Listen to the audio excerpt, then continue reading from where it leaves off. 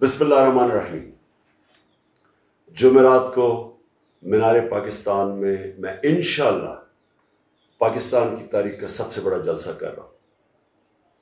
یہ جلسہ میں کیوں کر رہا ہوں؟ کیونکہ اسی جگہ کے اوپر 1940 میں قرارداد پاکستان پاس کی گئی تھی، جدھر کہ ہندوستان کے مسلمانوں نے فیصلہ کیا تھا کہ ہم ایک آزاد ملک میں رہنا چاہتے ہیں جس کا نام پاکستان تھا۔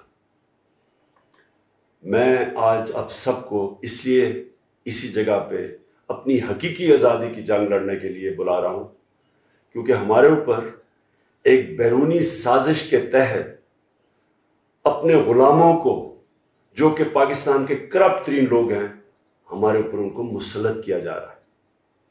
ہمارا ملک جب بنا تھا تو اس کا نعرہ تھا لا الہ الا اللہ، جس کا مطلب ہے کہ کوئی نہیں ہے خدا اللہ کے سوا، اس کے علاوہ ہم کسی کے سامنے نہیں جھکتے۔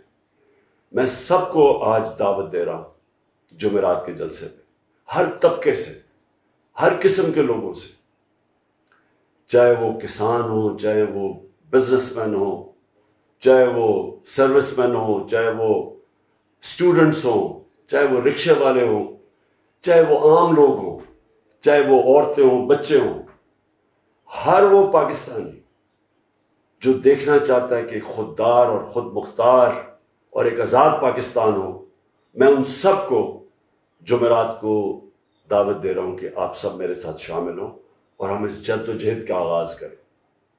پاکستان زندہ باد۔